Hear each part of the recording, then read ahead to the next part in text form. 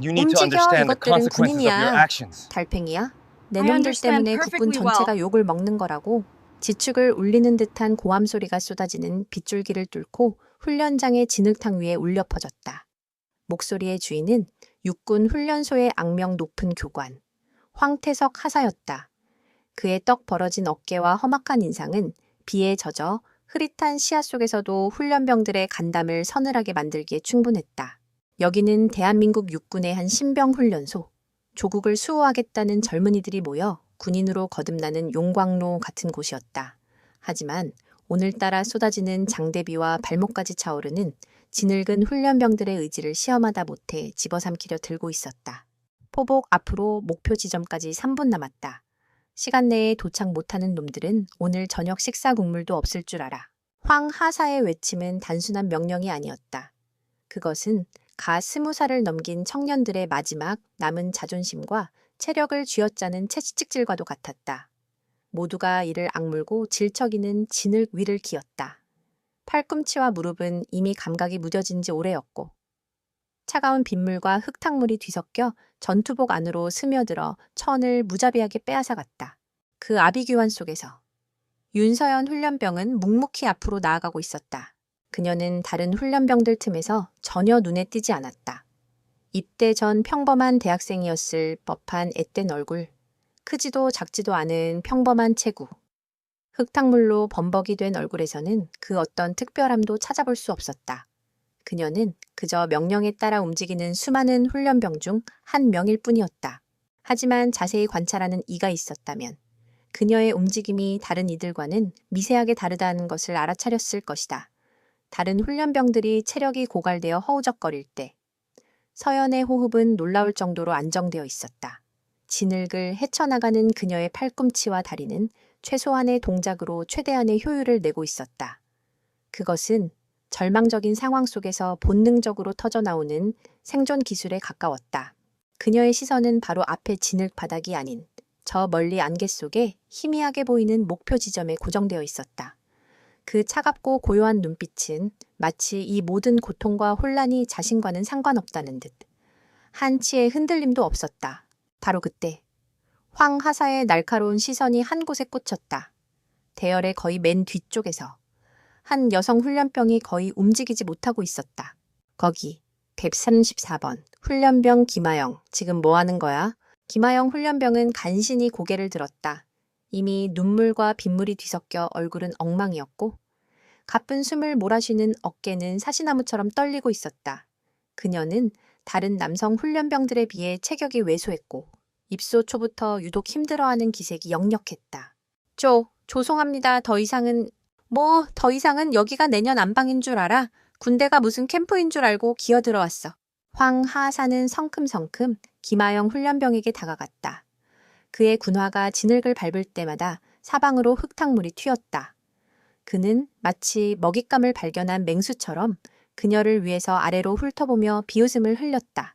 일하에서 계집들은 안 된다는 거야. 체력은 바닥이지. 정신력은 유리 조각이지.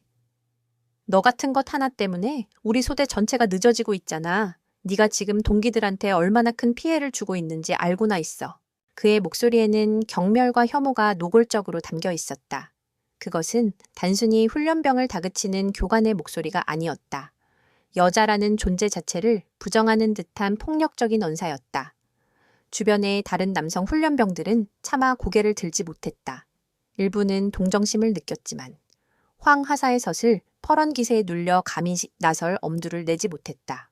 황 하사는 김아영의 바로 앞에 쪼그려 앉아 그녀의 귓가에 속삭이듯 말했다. 하지만 그 목소리는 주변의 모든 훈련병들이 들을 수 있을 만큼 교활하고 날카로웠다. 내 엄마한테 전화해서 데리러 오라고 할까?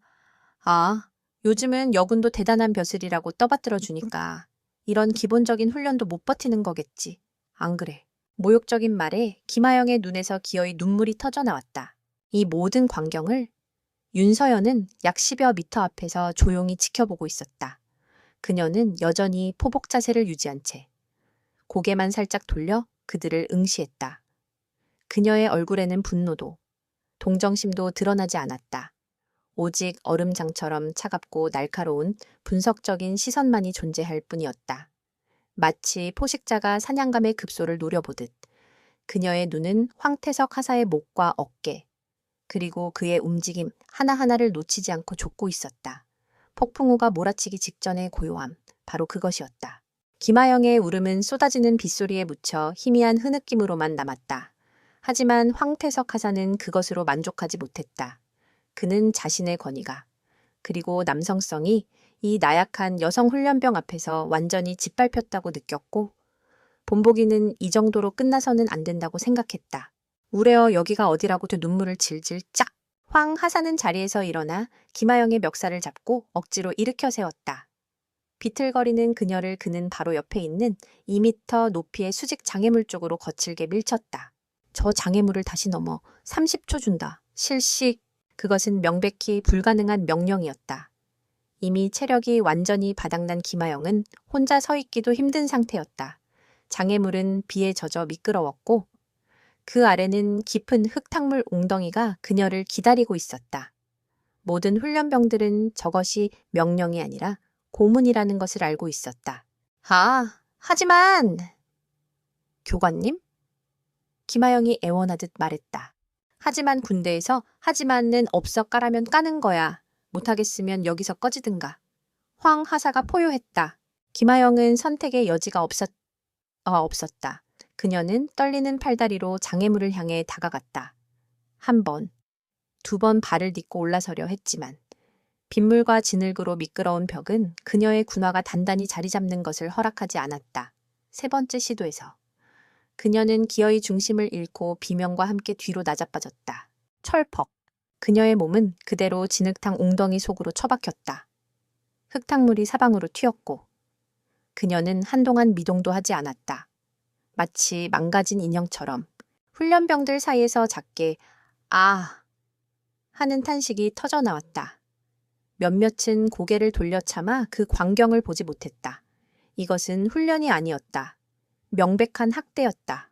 황 하사의 얼굴에는 그러나 일말의 동정심도 없었다. 오히려 그의 눈에는 경멸과 희열마저 어리고 있었다. 그는 천천히 쓰러진 김하영에게 다가갔다. 그리고는 자신의 육중한 군화 앞코로 그녀의 어깨를 툭 걷어찼다. 그것은 뼈를 부러뜨릴 정도의 강한 발길질은 아니었다. 하지만 한 인간의 마지막 남은 존엄성을 짓밟아버리기에 충분한 벌레를 대하듯 경멸적인 몸짓이었다.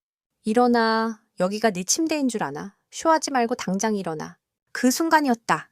지금까지 미동도 없이 상황을 지켜보던 윤서연이 조용히 몸을 일으켰다. 그녀의 움직임은 너무나도 자연스러워서 마치 처음부터 그 자리에 서 있었던 것 같았다. 그녀는 자신의 전투복에 묻은 진흙을 무심하게 툭툭 털어내더니 황 하사와 쓰러진 김하영을 향해 망설임 없이 걸어갔다. 그녀의 발걸음 소리에 황 하사는 미간을 찌푸리며 고개를 돌렸다. 그의 시선에 진흙투성이의 평범한 여성 훈련병이 들어왔다. 내언 또 뭐야? 누가 멋대로 움직이라고 했지. 윤서연은 황 하사의 앞에서 약 3걸음 떨어진 곳에 멈춰섰다. 그녀는 조금도 위축되지 않았다. 차가운 빗줄기가 그녀의 얼굴을 타고 흘러내렸지만 그녀의 눈빛은 폭풍우 속 등대처럼 고요하고 단단했다. 그리고 그녀의 입이 열렸다. 고함도, 격앙된 외침도 아니었다. 그저 모든 소음을 잠재우는 나지막하지만 비수처럼 날카로운 목소리였다. 보고드립니다. 황태석 하사님. 그녀는 정확한 경례와 함께 입을 열었다. 군인복무기본법 제4장 제24조. 군인은 어떠한 경우에도 구타, 폭언, 가혹행위 및 집단 따돌림 등 사적 제재를 하거나 직권을 남용하여서는 아니 된다. 또한 제47조. 지휘관은 병의 인권을 존중하고 부당한 대우를 받지 아니하도록 하여야 한다고 명시되어 있습니다. 그녀의 목소리는 크지 않았지만 빗소리와 바람소리를 뚫고 훈련장의 모든 이들의 귀에 똑똑히 박혔다. 법 조항을 토시 하나 틀리지 않고 암송하는 그녀의 모습에 황 하사의 표정은 순간적으로 굳어졌다. 주변의 훈련병들은 숨을 죽였다. 감히 훈련병이, 그것도 나약해 보이는 여성 훈련병이 악마 교관 황태석의 면전에서 군법을 들먹이며 그의 행동을 정면으로 반박하고 있었다. 이것은 단순한 항의가 아니었다. 명백한 도전이었다. 진흙탕 위로, 보이지 않는 팽팽한 긴장감이 감돌기 시작했다. 훈련장의 빗줄기는 잠시 가늘어졌다. 하지만 황태석 하사와 윤서연 훈련병 사이에 흐르는 공기는 빗방울보다 훨씬 더 차갑고 무거웠다.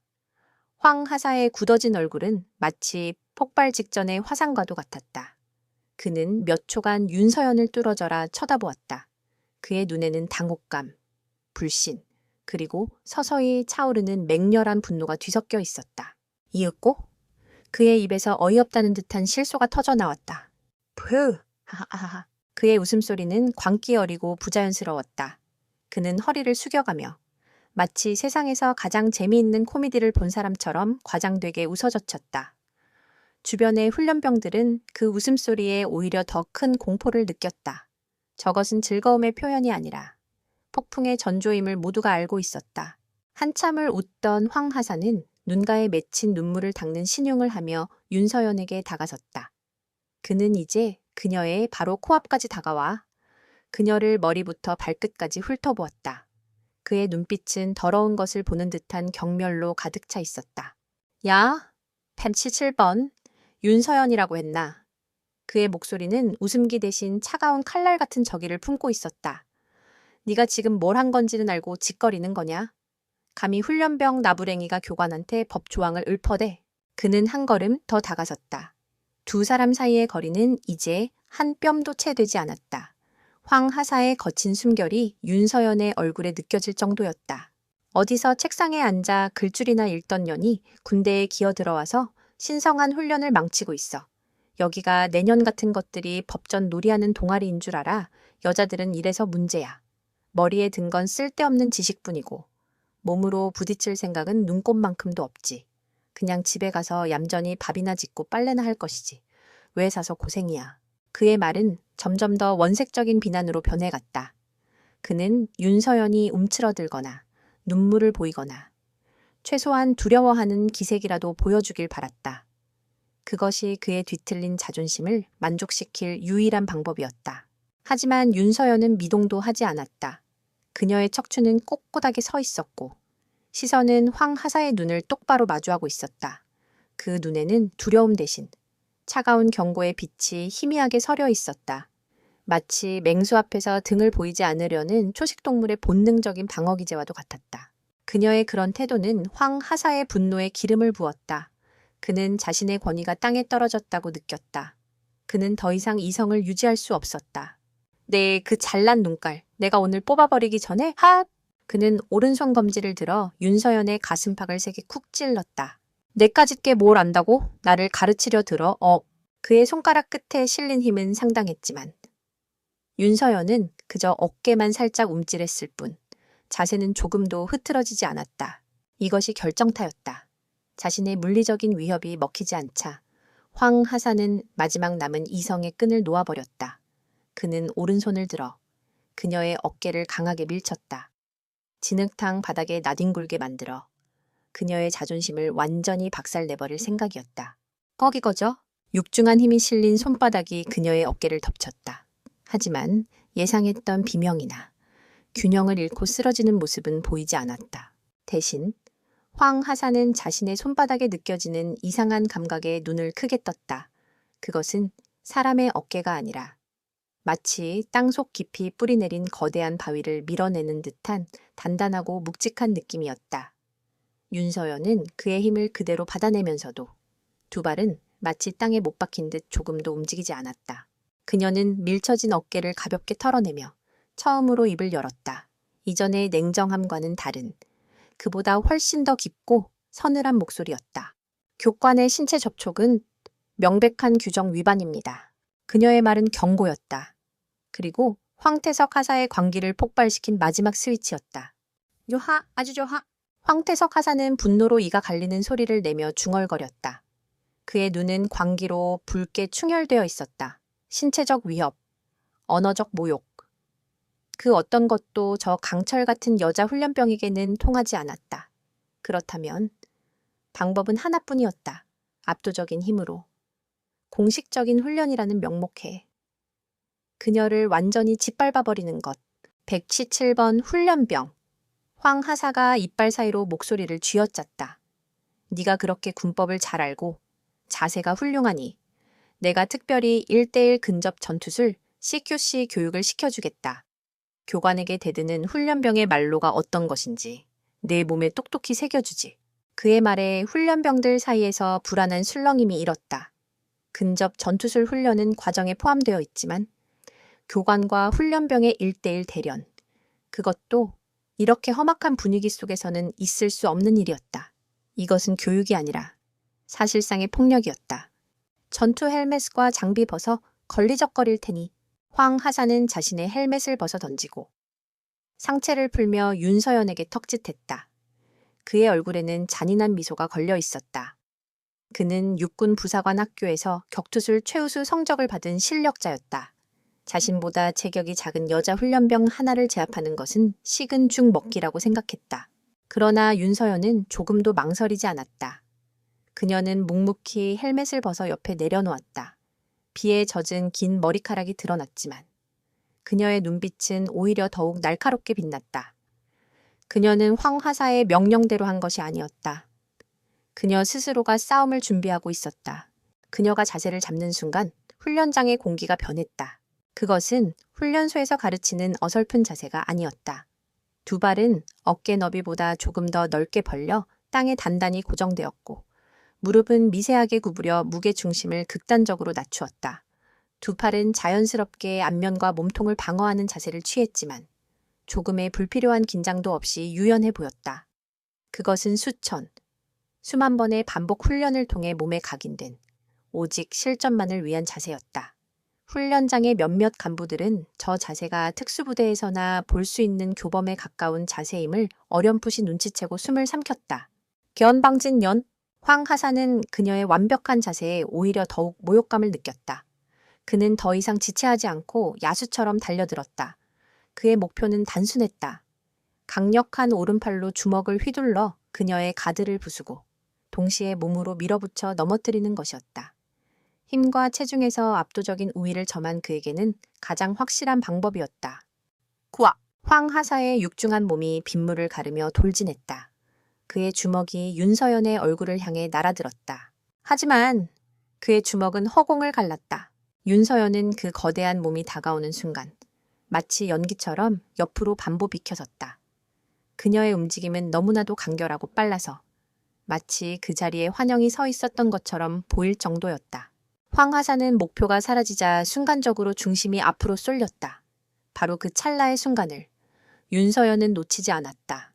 그녀는 비켜서는 동시에 몸을 회전시키며 황 하사의 공격해온 오른팔 안쪽으로 파고들었다.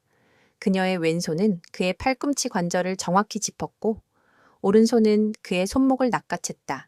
이 모든 동작은 하나의 흐르는 물처럼 연결되었다. 황 하사는 자신의 팔이 순식간에 붙잡히자 당황하여 힘을 주어 뿌리치려 했다. 하지만 그녀의 손은 강철 클램프처럼 그의 팔을 붙들고 놓아주지 않았다. 그것은 단순한 악력이 아니었다. 상대방 힘의 중심과 방향을 정확히 읽고 역이용하는 극도로 정교한 기술이었다.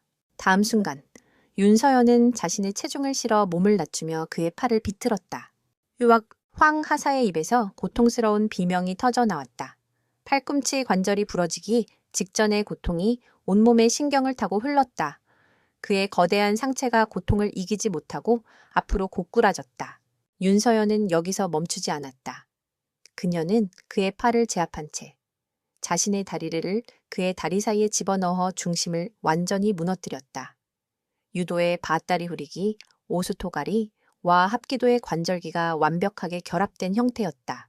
육중했던 황 하사의 몸이 속수무책으로 공중에 떴다가 무겁게 진흙탕 바닥으로 내동댕이 쳐졌다. 철퍼덕, 훈련장 전체를 집어삼킬 듯한 둔탁하고도 처참한 소리가 울려 퍼졌다. 시간이 멈췄다. 빗소리마저 들리지 않는 절대적인 정적이 흘렀다. 모든 훈련병들과 간부들은 눈앞에서 벌어진 일을 믿을 수 없다는 듯 입을 벌린 채 굳어 있었다. 진흙탕 위에 대해 다 자로 뻗어버린 황태석 하사, 그리고 그의 위에서 차가운 비를 맞으며 미동도 없이 그를 내려다보는 윤서연 훈련병. 그 모습은 마치 거대한 골리앗을 쓰러뜨린 다윗과도 같았다. 아니, 그보다 더 압도적이고 더 냉혹한 그림이었다. 윤서연은 황하사를 제압한 팔을 풀고 조용히 뒤로 한 걸음 물러섰다. 그녀의 얼굴에는 그 어떤 감정도 떠오르지 않았다. 마치 방금 파리 한 마리를 잡은 것처럼 너무나도 당연하고 일상적인 일을 처리한 듯한 고요함만이 감돌았다. 황태석 하사는 진흙탕 속에서 허우적거리며 간신히 상체를 일으켰다. 온몸이 흙으로 뒤덮여 엉망인 모습보다 더 처참한 것은 그의 얼굴에 떠오른 표정이었다. 분노와 고통. 그리고 그 모든 것을 압도하는 순수한 충격과 불신. 그는 자신의 팔꿈치와 어깨를 만져보았다. 뼈가 부러지지는 않았지만 방금 전의 기술에 의해 제압당한 관절은 욱신거리며 비명을 지르고 있었다. 하지만 육체적 고통은 아무것도 아니었다. 그의 자존심, 교관으로서의 권위, 그리고 한 명의 남성으로서 가졌던 우월감이 산산조각 나버렸다. 니옥. 그가 쉰 목소리로 으르렁거렸다. 그는 비틀거리며 일어나 윤서연을 노려보았다. 네오? 대체 정체가 뭐야? 어떤 년이길래? 훈련병이 이런 기술을. 그의 머릿속은 혼돈 그 자체였다. 북파공작원 다른 부대에서 잠입한 스파이, 온갖 비현실적인 상상들이 스쳐 지나갔다. 평범한 20살짜리 여자 훈련병이 자신을, 육군 부사관 학교 격투술 교관 출신인 자신을 단 일격에 매다꽂는다는 것은 상식적으로 불가능한 일이었다. 바로 그때 훈련장 한쪽에서 다급한 목소리가 들려왔다. 지금 이게 다 무슨 상황이야? 목소리의 주인은 중대장 박진철 대위였다. 평소 온화한 성품이었지만 눈앞에 펼쳐진 광경에 그의 얼굴은 딱딱하게 굳어 있었다. 교관이 진흙탕에 나뒹굴고 있고 모든 훈련병들은 얼어붙어 있으며 그 중심에 한 여성 훈련병이 폭풍의 눈처럼 고요하게 서 있는 상황. 이것은 명백한 지휘 공백이자 군 기강의 붕괴였다. 황, 하사 똑바로 서지 못하나 그리고 백결 시질 뻔 훈련병 자네도 박대위의 불호령에 황 하사는 비틀거리며 겨우 자세를 바로잡았다. 그는 무어라 변명하려 입을 열었지만 박대위는 손을 들어 그의 말을 막았다. 변명은 나중에 듣겠다. 일단 무슨 일이 있었는지 다른 훈련병이 육하원 측에 따라 보고하도록. 실시.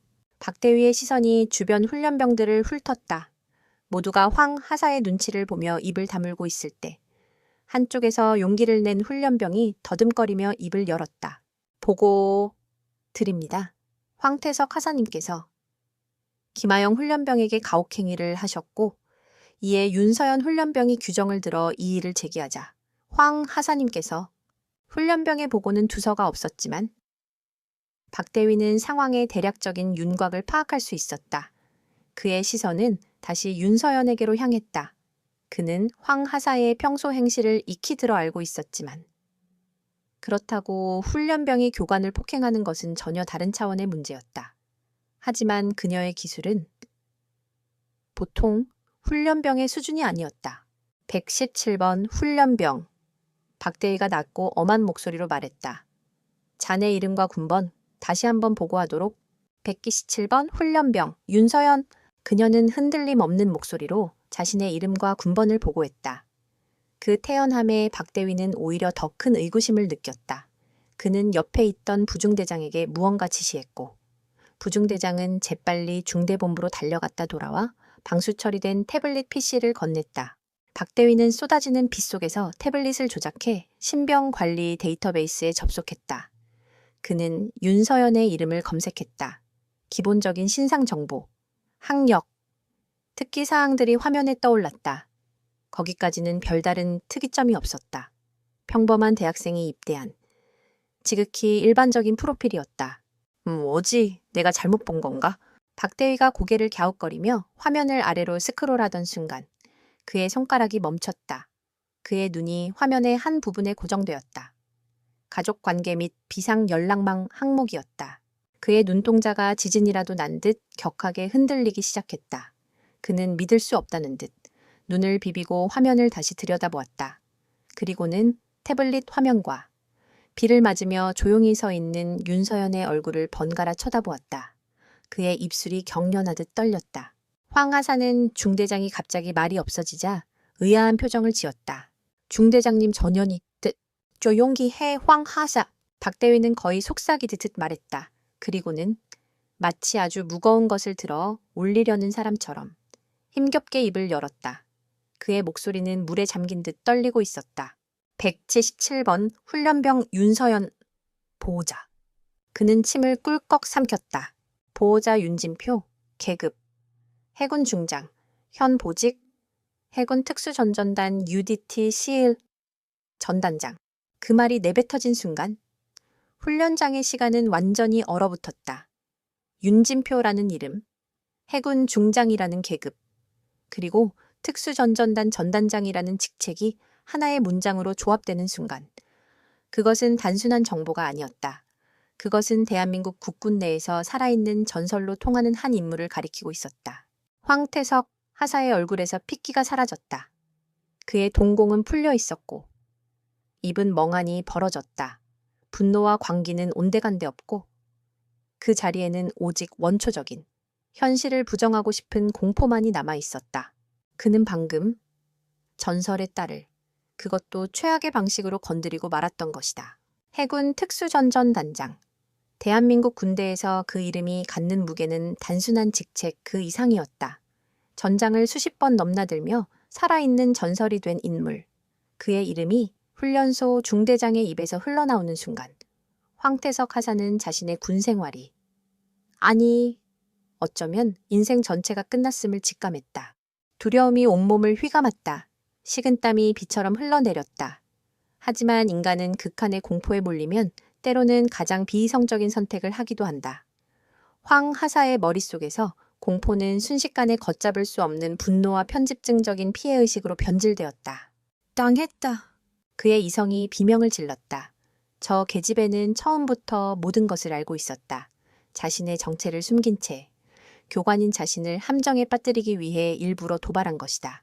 제독의 딸이라는 배경을 믿고 군대를 우습게 보는 오만방자한 년. 여기서 무릎 꿇으면 모든 것이 끝장이다. 이 상황을 뒤집을 방법은 단 하나.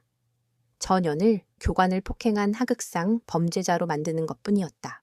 하하하하. 황 하사의 입에서 다시 한번 광기, 어린 웃음이 터져나왔다. 그는 풀린 눈으로 윤서연을 그리고 주변의 모든 이들을 둘러보며 소리쳤다. 이제 알겠다. 그래서 그렇게 건방졌던 거로군 애비가 제독 나으리시라니까. 되는 게 없었던 계지 훈련병 주제에 교관을 우습게 알고 이제는 폭행까지 해. 이게 내년들이 말하는 정이냐? 빽 믿고 날뛰는 쓰레기 같은 년. 그는 자신을 피해자로 둔갑시키려 발악했다. 하지만 그의 외침에 동조하는 사람은 아무도 없었다. 모두가 조금 전 그가 저지른 만행을 똑똑히 보았기 때문이다. 윤서연은 그의 발악에 아무런 대꾸도 하지 않았다. 그녀의 침묵은 황 하사에게 최후의 사형 선고처럼 느껴졌다. 그는 이성을 완전히 상실했다. 내가 오늘 내년의 버르장구머리를 반드시 고쳐놓고 만다. 황 하사는 허리춤에 차고 있던 대검집에서 고무로 제작된 훈련용 대검을 미친 듯이 뽑아들었다. 비록 날이 서지 않은 훈련용이었지만 끝이 뾰족하고 단단해 충분히 위협적인 무기였다. 미쳤어. 황 하사. 박대위가 경악하며 소리쳤지만 이미 늦었다. 휴고. 황 하사는 짧은 외마디 비명과 함께 윤서연을 향해 달려들었다. 그는 훈련받은 군인이었지만 지금 그의 움직임은 분노에 찬 길거리 깡패의 그것과 다르지 않았다. 그는 고무대검을 마구잡이로 휘두르며 그녀를 찔렀다. 하지만 그의 눈에 비친 윤서연의 모습은 기이할 정도로 침착했다. 그녀는 달려드는 황 하사와 그가 쥔 칼을 보면서도 마치 느린 화면을 보는 것처럼 한치의 동요도 없었다. 황 하사의 칼끝이 그녀의 복부를 향해 찔러 들어오는 순간 윤서연의 몸이 살짝 오른쪽으로 틀어졌다. 칼끝은 그녀의 전투복 옆구리를 스치며 허공을 갈랐다. 동시에 그녀의 왼손이 번개처럼 뻗어 나가 칼을 쥔 황 하사의 손목을 아래에서 위로 쳐냈다. 파각! 하는 소리와 함께 황 하사의 손목 관절이 비정상적인 각도로 꺾였다. 그악! 극심한 고통에 황 하사는 손에 쥔 대검을 놓쳤다. 훈련용 대검이 힘없이 날아가 진흙탕에 처박혔다. 그러나 윤서연의 공격은 거기서 끝나지 않았다. 그녀는 상대가 무력화된 찰나의 순간을 놓치지 않고 몸을 회전시키며 그의 안쪽으로 파고들었다. 그녀의 오른손 팔꿈치가 망치처럼 변해 황 하사의 오른쪽 목 측면, 경동맥동 차로티의 신웃 부위를 정확하고 간결하게 가격했다. 기억, 황 하사는 숨조차 쉬지 못했다. 목의 급소를 가격당한 충격으로 순간적으로 뇌로 가는 혈류가 차단되며 시야가 암전되었다. 그의 거대한 몸에서 힘이 쭉 빠져나가며 앞으로 고꾸라지기 시작했다. 마지막으로 윤서연은 쓰러지는 그의 등 뒤로 돌아 그의 오른팔을 낚아채 어깨 뒤로 꺾어 올렸다. 그리고는 자신의 무릎으로 그의 등을 강하게 찍어 누르며 그를 진흙탕 바닥에 완전히 제압해버렸다. 모든 것은 단 5초 안에 일어난 일이었다. 황 하사는 진흙탕에 얼굴을 처박은 채 꺾인 팔의 고통과 목의 충격으로 개구리처럼 꺽꺽거릴 뿐 조금도 움직일 수 없었다. 윤서연은 그의 등 위에 올라탄 채 그의 팔을 부러지기 직전까지 제압한 자세를 유지했다. 비에 젖은 그녀의 얼굴에는 여전히 아무런 감정도 없었다. 마치 성가신 벌레 한 마리를 잡은 듯한 차갑고 무감정한 표정. 사이다 같은 통쾌함의 순간 압도적인 실력으로 악을 응징하는 그 모습에 지켜보던 모든 훈련병들은 공포를 넘어선 경외감을 느끼며 숨을 삼켰다. 훈련장은 다시 한번 절대적인 침묵에 휩싸였다. 윤서연은 고통으로 신음하는 황태석 하사의 등에서 조용히 무릎을 떼고 일어섰다. 그녀는 더 이상 바닥에 쓰러진 그에게 한 번의 눈길도 주지 않았다. 그녀에게 황태석이라는 존재는 이미 처리된 문제. 그 이상도 그 이하도 아니었다. 그의 운명은 이제 그녀의 손을 떠나 더 거대한 시스템의 손에 맡겨질 것이었다. 그녀는 진흙탕에 처박힌 훈련용 대검을 주워들고 마치 아무 일도 없었다는 듯 옷에 묻은 흙을 가볍게 털었다. 그리고는 완전히 넋이 나간 채 서 있는 박진철 대위를 향해 돌아섰다. 훈련장의 모든 시선이 그녀에게로 쏠렸다. 방금 전까지 악마 같던 교관을 압도적인 실력으로 제압한 그녀의 모습은 이제 훈련병 동기가 아닌 경외와 두려움의 대상이 되어 있었다. 윤서연은 박대위의 앞에 멈춰서서 다시 한번 꼿꼿하게 부동 자세를 취했다. 그녀의 행동에는 조금의 흐트러짐도 없었다. 마치 방금 전의 격투가 아니라 잘 짜인 시나리오에 따라 움직이는 배우처럼 침착하고 절도 있었다. 보고드립니다. 중대장님. 나지막하지만 단호한 그녀의 목소리에 박대위는 저도 모르게 어깨를 움찔하며 정신을 차렸다. 에오, 훈련병. 긴급 상황 보고를 위해 외부 통화를 요청드리는 바입니다. 외부 통화, 훈련병이. 그것도 이런 상황에서 할 수 있는 요청이 아니었다. 하지만 지금 윤서연 훈련병의 입에서 나온 그 말은 요청이 아니라 거부할 수 없는 통보처럼 들렸다. 박대위는 머릿속이 하얗게 비어버리는 것을 느꼈다. 그는 지금 자신이 이 상황을 통제할 수 있는 위치에 있지 않다는 것을 본능적으로 깨달았다. 그녀의 뒤에 있는 거대한 그림자의 무게가 그의 어깨를 짓누르고 있었다.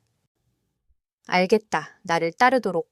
박대위는 간신히 대답하고는 비틀거리는 걸음으로 훈련장 한쪽에 있는 가건물 형태의 중대장실로 향했다. 윤서연은 그 뒤를 묵묵히 따랐다. 남겨진 훈련병들과 부사관들은 쓰러진 황, 하사와 멀어지는 두 사람의 뒷모습을 망견자실하게 바라볼 뿐이었다. 중대장실은 작고 삭막했다. 박대위는 자신의 책상 위에 놓인 녹색 군용 전화기를 턱짓으로 가리켰다. 사용하도록. 윤서연은 가볍게 목례를 하고 수화기를 들었다. 그녀는 망설임 없이 10일짜리의 번호를 눌렀다. 그것은 그녀의 머릿속에 완벽하게 각인되어 있는 대한민국에서 가장 강력한 힘을 가진 번호 중 하나였다. 뚜루르, 뚜루르 몇 번의 연결음이 울리고 전화기 저편에서 달칵하는 소리와 함께 무겁고 낮은 목소리가 들려왔다. 누구인가? 목소리는 평범했지만 그 안에 담긴 위압감은 전화기를 통해서도 고스란히 전달되어 옆에 서 있던 박대위의 등골을 서늘하게 만들었다. 윤서연은 차분한 목소리로 대답했다. 아버지, 저 서연입니다. 수화기 저편은 몇 초간 침묵이 흘렀다. 그 짧은 침묵 속에서 박대위는 자신의 심장이 터질 듯이 뛰는 것을 느꼈다. 전화기 너머의 인물은 지금 무슨 생각을 하고 있을까? 훈련소에 입소한 딸에게서 이 시간에 걸려온 전화. 분명 평범한 안부 전화는 아닐 터였다. 이윽고 이전보다 한층 더 낮고 조용해진 그러나 폭풍전야의 고요함을 품은 목소리가 흘러나왔다. 그 목소리는 너무나도 차분해서 오히려 소름이 끼칠 정도였다. 무슨 일이지, 딸? 그의 목소리는 묻고 있었지만 이미 모든 것을 꿰뚫어 보고 있는 듯했다. 혹시 누가 우리 딸을 건드리기라도 했나? 그 한마디, 그것은 분노의 포효도, 위협적인 고함도 아니었다. 하지만 그 어떤 말보다도 더 무겁고 더 무서운 힘을 담고 있었다. 박대위는 저도 모르게 마른 침을 꿀꺽 삼켰다. 그는 지금 자신이 거대한 역사의 소용돌이 한가운데에 서 있음을 직감했다. 이 전화 한 통으로 이 훈련소에, 아니 어쩌면 육군 전체에 불어닥칠 피바람을 윤서연은 조용히 수화기를 내려놓았다. 전화는 끊겼지만 방금 전 수화기 너머에서 들려온 그 나지막한 목소리의 여우는 중대장실의 공기를 무겁게 짓누르고 있었다. 보고 완료했습니다. 중대장님, 윤서연의 말에 박진철 대위는 화들짝 놀라며 그녀를 바라보았다. 그의 얼굴은 잿빛으로 변해 있었다. 그는 지금 자신이 어떤 거대한 폭풍의 한가운데에 휘말렸는지를 뼈저리게 느끼고 있었다. 해군 참모총장 후보로까지 거론되는 해군 특수전에 살아있는 신화, 그런 인물의 딸에게 자신의 부사관이 가혹행위를 저지르고 심지어 흉기까지 휘둘렀다. 이것은 일개 훈련소 중대장 수준에서 감당할 수 있는 사건이 아니었다. 알겠다. 훈련병은 일단 연병장으로 복귀해 있도록. 박대위는 간신히 목소리를 쥐어짰다. 그는 떨리는 손으로 자신의 직속 상관인 대대장에게 보고하기 위해 다른 전화기의 다이얼을 돌렸다. 하지만 그의 보고가 끝나기도 전에 상황은 그의 예상을 아득히 뛰어넘는 속도로 전개되기 시작했다. 훈련장에 복귀한 지 차에 30분도 되지 않았을 때였다. 갑자기 훈련소 정문 쪽에서 요란한 사이렌 소리와 함께 평소에는 볼 수 없었던 검은색 세단 여러 대와 군용 지휘 차량들이 흙탕물을 튀기며 달려왔다. 그것은 훈련소 내부의 차량이 아니었다. 번호판과 차량에 부착된 깃발은 저 차들이 국방부 직할부대 혹은 육군 본부에서 직접 온 것임을 말해주고 있었다. 차량들이 연병장 한가운데에 급정거하자 훈련병들은 모두 하던 동작을 멈추고 그쪽을 바라보았다. 차문이 열리고 비에 젖지 않은 완벽한 각이 잡힌 전투복을 입은 군인들이 내렸다. 그들의 팔에 두른 완장은 선명한 글씨로 헌병 셴빙이라고 쓰여 있었다. 하지만 그들은 일반적인 부대 헌병이 아니었다. 날카로운 눈빛과 일사불란한 움직임, 그리고 그들을 지휘하는 영관급 장교의 어깨에 달린 계급장은 그들이 육군 중앙수사단 소속의 정예 수사관들임을 증명하고 있었다. 커리어스! 박대위가 목이 터져라 외쳤다. 수사단을 이끌고 온 소령 계급의 장교가 그에게 다가와 쳐다보지도 않고 형식적인 경례를 붙였다. 육군 중앙수사단 박성준 소령기호, 국방부 장관님의 직권 명령에 따라 이 부대에서 발생한 가혹행위 및 하극상 미수 사건에 대한 수사권을 인수하겠소. 국방부 장관 직권 명령. 그 단어에 박대위는 숨을 삼켰다. 일이 상상 이상으로 커져버렸다. 제독의 전화 한 통이 불과 1시간도 안 되어 국방부 장관까지 움직인 것이다.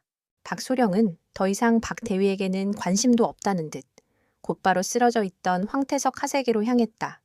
2명의 헌병이 양쪽에서 다가와 아직도 상황 파악이 되지 않아 멍하니 앉아있던 황 하사의 팔을 거칠게 잡아 일으켰다. 뭐야 당신들 뭔데 이래.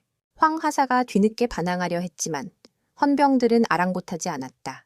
한 명의 헌병이 그의 등 뒤로 팔을 꺾었고 다른 한 명은 차가운 금속성의 수갑을 꺼내 들었다. 칼칵. 수갑이 채워지는 소리는 빗속에서도 유난히 선명하게 울려 퍼졌다.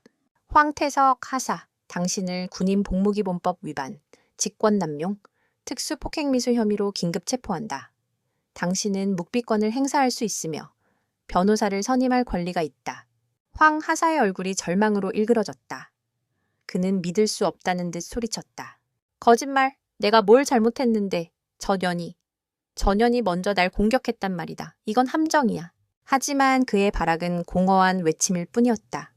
헌병들은 그를 짐짝처럼 끌고 가 검은 세단 뒷좌석에 처박아 버렸다. 잠시 후 황태석을 태운 차는 미련 없이 훈련소를 빠져나갔다. 그의 군 생활은 그렇게 가장 치욕적인 방식으로 막을 내렸다. 그것은 시작에 불과했다. 수사단은 즉시 현장을 통제하고 조사를 시작했다. 그들의 조사는 냉정하고 효율적이었다. 가장 먼저 조사를 받은 것은 피해자인 김하영 훈련병이었다. 두려움에 떨던 그녀는 수사관들의 보호 아래 그동안 황, 하사에게 당했던 온갖 부조리와 가혹행위를 눈물로 쏟아내기 시작했다. 그녀의 증언은 기폭제가 되었다. 그동안 황, 하사의 폭력이 두려워 침묵했던 다른 훈련병들도 하나둘씩 입을 열기 시작했다. 상습적인 폭언과 구타, 주말 외출 통제권을 빌미로 한 금품 갈취, 심지어 다른 여군들을 상대로 한 성희롱적인 발언까지. 윤서연이 터뜨린 하나의 사건은 그동안 골마 터지기 직전이었던 거대한 종양의 실체를 드러낸 것이었다. 훈련소는 순식간에 거대한 수사 현장으로 변했다. 박진철 대위를 포함한 부대 간부들은 모두 지휘 책임 및 관리 소홀 혐의로 줄줄이 조사를 받게 되었다. 불과 몇 시간 전까지 절대적인 권력을 휘두르던 자들의 거짓된 권위는 그렇게 힘없이 무너져 내리고 있었다. 육군 중앙수사단의 조사는 신속하고 철저했다. 황태석 하사의 개인 사물함과 은행 계좌까지 샅샅이 뒤진 결과 그의 부패와 비리는 상상을 초월하는 수준이었다. 훈련병들을 상대로 한 상습적인 폭행과 가혹행위는 물론 부모들에게 안부 전화를 시켜준다는 명목으로 돈을 뜯어내고 보급품을 빼돌려 외부로 판매한 정황까지 드러났다. 그의 죄는 너무나도 명백하고 방대해서 군사재판은 일사천리로 진행되었다. 한 달 후 최종 판결이 내려졌다. 황태석 전 첸 하사는 불명예 전역 강제 제대 조치와 함께 군 교도소에서 5년을 복역하라는 중형을 선고받았다. 군인으로서의 명예와 연금, 그리고 자유까지. 그는 자신이 저지른 죄의 대가로 모든 것을 잃었다. 그의 몰락은 군 내부의 썩은 관행에 경종을 울리는 강력한 선례로 남았다. 파급 효과는 거기서 그치지 않았다. 해당 훈련소는 그야말로 발칵 뒤집혔다.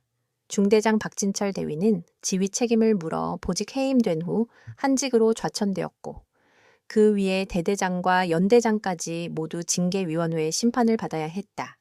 부대는 새로운 지휘관들로 전면 교체되었고 국방부 감사팀이 파견되어 훈련소 운영 실태 전반에 대한 대대적인 감사를 실시했다. 새로 부임한 훈련소장은 취임새에서 인권이 보장되는 강한 군대를 천명하며 구타 및 가혹행위에 대한 무관용 원칙을 선포했다. 훈련은 여전히 힘들었지만 그 안에는 최소한의 인간적인 존중이 자리 잡기 시작했다. 두려움이 아닌 전우애에 기반한 진정한 군인 정신을 양성하는 분위기로 점차 바뀌어갔다. 사건의 발단이 되었던 김하영 훈련병은 심리치료와 함께 충분한 안정을 취한 후 본인의 희망에 따라 행정보직으로 변경되어 군 생활을 계속 이어갈 수 있게 되었다. 그녀는 평생 윤서연의 은혜를 잊지 않겠다고 다짐했다. 그리고 사건이 있은 지 약 2달이 지난 어느 주말 오후 훈련소 위병소 앞으로 요란한 경호 차량 하나 없이 검은색 세단 한 대가 조용히 멈춰섰다. 차에서 내린 사람은 군복이 아닌 단정한 사복 차림의 중년 남성이었다. 그는 비록 군복을 입고 있지는 않았지만 굳게 닫힌 입술과 칼날처럼 예리한 눈빛, 그리고 꼿꼿하게 편 등에서는 평생을 군인으로 살아온 사람의 위엄이 흘러나왔다. 살아있는 전설, 해군 중장 윤진표 제독이었다. 그의 방문은 철저히 비공식적으로 이루어졌다. 그는 새로 부임한 훈련소장과 아주 짧은 면담만을 가졌다. 무슨 대화가 오갔는지는 아무도 알 수 없었지만 면담을 마치고 나온 훈련소장의 얼굴은 존경과 경외, 그리고 약간의 긴장감으로 굳어 있었다. 윤제독은 그 어떤 위협이나 요구도 하지 않았지만 그의 존재 자체만으로도 이 부대에 내려진 올바르게 행동하라는 무언의 명령이 얼마나 무거운지를 실감케 했다. 면담 후 그는 잠시 딸과의 면회를 허락받았다. 훈련소 한적한 벤치에서 두 사람은 마주 앉았다. 윤서연은 이제 제법 군인다운 각이 잡힌 모습이었다. 윤제독은 아무 말 없이 딸의 얼굴을 잠시 바라보았다. 그의 시선에는 대장군으로서의 위엄이 아닌 딸을 걱정하는 아버지의 따뜻함이 담겨 있었다. 괜찮으냐? 그가 던진 첫 마디였다. 괜찮습니다, 아버지. 네가 해야 할 일을 한 것이다. 나는 내 딸이 자랑스럽다. 그는 자리에서 일어나 윤서연의 어깨를 툭툭 두드려 주었다. 그것이 전부였다. 더 이상의 긴 대화는 필요 없었다. 그들은 서로의 눈빛만으로도 모든 것을 이해하고 있었다. 윤서연은 훈련소에 남겨진 나날들을 훌륭하게 마쳤다. 더 이상 그녀를 얕보는 사람은 아무도 없었다. 동기들은 그녀를 단순한 제독의 딸이 아닌 불의에 맞설 줄 아는 용기와 압도적인 실력을 갖춘 진정한 동료로서 존경하게 되었다. 그녀는 주목받는 것을 원치 않았지만 그녀의 이름은 이미 훈련소 내에서 하나의 전설이 되어 있었다. 힘은 배경에서 나오는 것이 아니라 그 힘을 어떻게 사용하느냐에 따라 진정한 가치가 결정된다는 것을 그녀는 자신의 행동으로 증명해 보였다. 시간이 흘러 지독했던 여름의 장마와 무더위가 지나가고 맑고 청명한 가을 하늘이 훈련소 위에 펼쳐졌다. 길고 길었던 신병 훈련의 마지막 날. 수료식이었다. 연병장에는 훈련병들이 아닌 이제는 각 잡힌 전투복을 입고 비로소 군인의 모습을 갖춘 이등병들이 서 있었다.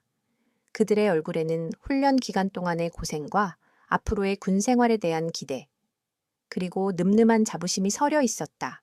단상 위에서 새로운 훈련소장이 수료생들의 이름을 한 명 한 명 호명하며 격려했다. 바산츠의 게르 이상입니다. 마지막으로.